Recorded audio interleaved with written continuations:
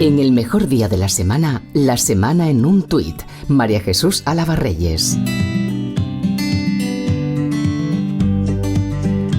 Con frecuencia no permitimos que los niños vivan su niñez.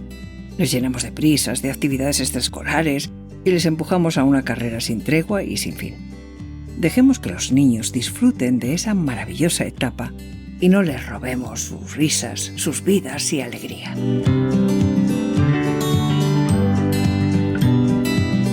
Hoy abordamos en estos minutos de radio las exigencias académicas, escolares, que a veces imponemos a nuestros hijos y a las que no sabemos ni poner límites ni gestionar adecuadamente. Y con relación a este tema nos han surgido algunas dudas que vamos a compartir con María Jesús Alavarreyes. María Jesús, bienvenida. Muchísimas gracias, Fran. En una sociedad donde la productividad tiene un marcado protagonismo, los niños, adolescentes y jóvenes también forman parte de eso que tú llamas carrera sin tregua. ¿Nos estamos pasando con las exigencias escolares, María Jesús? Pues fíjate, yo te diría que más bien nos estamos pasando con las exigencias extraescolares, de alguna forma, porque, bueno, pues los niños tienen su currículum escolar y yo creo que ahí las cosas van razonablemente, son normales, pero esa carrera sin tregua, efectivamente, en la que después nos empeñamos en llevarles a todo, ¿no? Y ahora tienen que hacer deportes, y ahora tienen que hacer idiomas, y ahora tienen que hacer ballet, y ahora de nuevo les llevamos a música, y ahora les llevamos a, iba a decir Kumon, en fin, el aprendizaje de las matemáticas. A yoga. Claro, y llega un momento que dice, bueno, ¿y cuando juegan? ¿Y cuando tienen un poquito de vida propia? ¿Y cuando tienen un poquito de paz y de sosiego?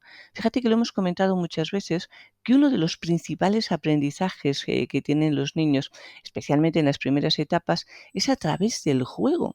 Y una de las cosas que vemos más las personas que damos clase después a adultos y a chavales durante la carrera y en el posgrado, es que les cuesta mucho aprender a pensar, a reflexionar, porque no están acostumbrados en absoluto. Les hemos llenado tanto las horas de coger y de actividades, de conocimientos, que hemos dejado lo más importante que es, y ese tiempo precioso que tienen que utilizar para asentar lo aprendido, para pensar y reflexionar y seguir creciendo, de verdad que es una auténtica barbaridad. A mí me da una pena tan inmensa pensar esos niños que terminan llegando a casa después de las actividades extraescolares a las 7, a las 8 de la tarde, y a partir de ahí se tienen que poner a hacer los deberes, cenar, y al final pasa lo que es una tragedia, y es que terminan encima teniendo muy poquito tiempo de familia y muy poquito tiempo de sueño.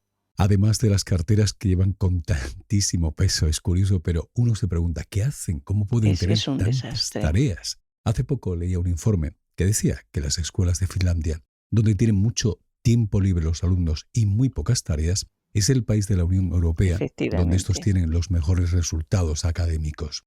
Tú fíjate que en este aspecto tú lo acabas de decir muy bien. O sea, lo que tienes que poner el foco es realmente lo importante. Y lo importante no es en esa cantidad de libros, que es un mercado editorial enorme el que se ha montado, porque dices, los niños tienen que llevar esas carteras con esa cantidad de libros para tal, que en el fondo lo que necesitan es a lo mejor una página o página y media de cada libro para hacer lo que tienen en ese momento, esa tarde. Aparte que vamos a ver, mira, cuando tú dejas todo en los deberes, estás abdicando de algo tan importante como son los conocimientos y la interiorización de esos conocimientos en un ambiente que desde luego no estás controlando. Si los adultos estamos pidiendo constantemente tiempo para nuestra conciliación, ¿cómo se lo podemos negar precisamente a los niños? Es que es una auténtica barbaridad. Lo que tendremos que hacer es invertir el peso de la carga, ¿no? Es decir, estamos acostumbrados a aprovechar de verdad bien las horas escolares, que es lo importante. Mira, quizá al mediodía, donde muchas veces a lo mejor tienen 2, 3 horas, no es tan necesario. Y ahí se puede acortar un poquito para que esas actividades extraescolares no tengan lugar. Pero sobre todo, para que puedan tener ese tiempo de estudio, que si no, luego lo único que hacemos es trasladarlo a las familias, donde creas una tensión además añadida. Tienes poco tiempo con tus hijos, y encima es un tiempo donde tienes que estar encima, lo has hecho, has terminado. No, esa no es la labor de padres. Los padres no deben de hacer de profesores en casa. Y esto es una de las mayores barbaridades que seguimos cometiendo. Tendríamos que darle una vueltecita, de tal forma que es preferible que si los niños salen a las 5 o 5:30, por ejemplo, bueno, salgan ya, digamos, con los deberes prácticamente hechos, solamente tengan que repasar un poquito y lo hagan en el colegio. Y lo que se ha demostrado, al hilo de lo que comentas, Fran, que es una barbaridad, son esas jornadas intensivas de por la mañana, donde coges y dices, no, los niños hacen todo por la mañana y luego ya que lleguen a casa a comer o tal. Bueno, eso será muy bueno quizá para algunos profesores, yo no digo que no, pero si miramos desde el punto de vista del rendimiento y el descanso que necesitan los alumnos, es una barbaridad. De verdad que es muchísimo mejor una jornada partida, donde tú puedas poner por las mañanas quizá las asignaturas un poquito que significan más esfuerzo intelectual, por la tarde las que son más de asentamiento de conocimientos y tengamos una jornada razonable y equilibrada para nuestros hijos, para los alumnos y en general para la sociedad. El cuerpo necesita descanso, María Jesús. Sí. ¿El cerebro también lo necesita? Sin duda, el cerebro necesita descanso. Y tú fíjate que es una de las cosas que hemos comentado alguna vez en esta sección, que los españoles por término medio dormimos casi 1 hora menos que nuestros homólogos europeos, exactamente 53 minutos. Y los niños españoles tenemos que darnos cuenta que cuando son pequeños necesitan dormir, cuando son muy bebés, entre 12 y 16 horas, cuando a lo mejor están, digamos, en lo que sería preescolar, vamos, la parte de educación infantil o primaria, necesitan más o menos casi cerca de unas 12 horas. Y los adolescentes necesitan una media de 9 horas, entre 8 y 10, media 9 horas. Que los padres que nos están escuchando piensen si sus hijos adolescentes están durmiendo esa media de 9 horas, porque ya te garantizo que en la inmensa mayoría de los casos no es así.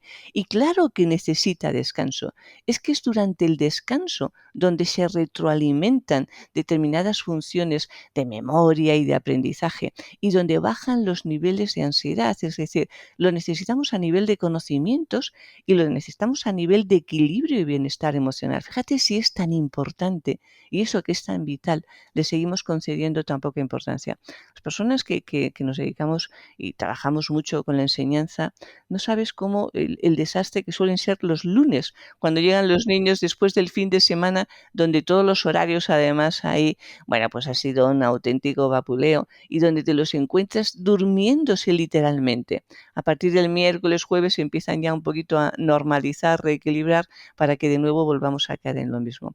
Pero repito, adolescentes, ¿de verdad duermen 9 horas? Niños de primaria, ¿de verdad están durmiendo una media de 10 horas y algunos un poquito más? Porque eso es lo que nos tendría que preocupar. Y luego ver si el sueño de nuestros hijos es un sueño reparador. Es muy diferente ese sueño entrecortado en el que te estás despertando constantemente, donde tienen, bueno, pues a veces pesadillas, terrores nocturnos, a ese sueño absolutamente reparador, donde los niños podrían y deberían de dormir prácticamente de un tirón sin ninguna dificultad. Aquí las rutinas, entiendo, María Jesús, que son clave, ¿no? Las rutinas y los hábitos, efectivamente, Fran. Es decir, no hay nada que les dé un poquito a los estudiantes, a los alumnos, mayor equilibrio que saber que todos los días hay una serie de rutinas, te levantas a una hora, después desayunas, vas al colegio, haces una serie de actividades, vuelves, tienes ahí, pues oye, coges la merienda y tal, no sé qué, a lo mejor tienes una horita de repaso, de estudio y tal, después vuelves a hacer actividades, te duchas a determinada hora, cenas a determinada hora, te vas a la cama a determinada hora y luego los padres en sus comportamientos actúan casi siempre de la misma manera ante determinadas conductas. Las rutinas, los hábitos son los que les proporcionan ese equilibrio fantástico y cuando ellos no tienen noción del tiempo, cuando son muy pequeños, el que sepan perfectamente qué viene después de cada cosa les da una tranquilidad y una paz que desde luego mejora su rendimiento, pero también su comportamiento. Ahora que estamos hablando de equilibrio, ¿dónde está el punto medio? ¿Dónde no pecamos de exigir ni mucho ni poco, María Jesús? Porque son muy de extremos. O directamente nada o directamente todo. Efectivamente. Tú fíjate, yo te diría, el punto medio tenemos que buscarlo en cada niño, en cada niña. Esto es un punto importante, ¿eh? No nos sirve esto de yo tengo 3 hijos y les exijo a todos igual. Una barbaridad, porque nacen diferente a nivel de temperamento, lo hemos dicho algunas veces, pero también a nivel de potencial intelectual. No le puedes exigir lo mismo a una niña, a un niño que dices, bueno, pues que tiene como más dificultades de aprendizaje que a otro que realmente, oye, con mirar las cosas ya prácticamente las está aprendiendo. Yo te diría siempre que utilicemos muchísimo el sentido común y luego exijamos un pelín más, solo un pelín, pero un pelín más de aquello donde el niño parece que se siente cómodo. Tú fíjate que las cosas que se realizan con un poquito de esfuerzo, lo que haces es una estimulación, y una estimulación incluso también a nivel del cerebro, donde estás pidiendo un pelín más para que se vayan desarrollando, bueno, esas habilidades que de alguna forma y esos conocimientos que tiene que ir adquiriendo. Lo que sería una barbaridad es cuando no le dejamos con tiempo. Por ejemplo, ahí estaríamos exigiendo lo que realmente es imposible. Pero también no olvidemos que el auténtico equipo, cuando nuestros hijos realmente son estudiantes, lo encontramos también con sus profesores. Es decir, los profesores les conocen muy bien, muy bien. Digámosles realmente lo que ellos necesitan. Digámosle y pidámosles consejos de, oye, me estoy pasando con mi hijo, ¿puedo y debo exigirle un poquito más? ¿Hasta dónde debo tirar? ¿En qué debo de tirar? Porque hay algunas materias que dices, bueno, es un auténtico suplicio y los niños lo que hacen es que tienden a evitarlas. Bueno, pues ahí precisamente habrá que coger, para no crear luego esos desfases o desniveles o desequilibrios, habrá que coger e intentar tirar un poquito. Hay que intentar tirar un poquito de tal manera que el niño, cuando realice ese esfuerzo, se termine sintiendo bien, pero ni termina agotado ni se nos queda sin tiempo. Esa sería un poquito, yo te diría, la principal regla que podríamos seguir. La semana en un tuit. Herramientas prácticas para una vida mejor. Y si quieres profundizar, tienes los libros de María Jesús Alabarreyes. María Jesús, muchísimas gracias. Un fuerte abrazo. Nos oímos la próxima semana. Un fuerte abrazo y nos oímos de nuevo la próxima semana, Fran.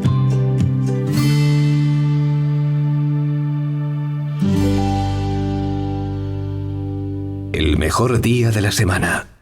Fran Mezcua.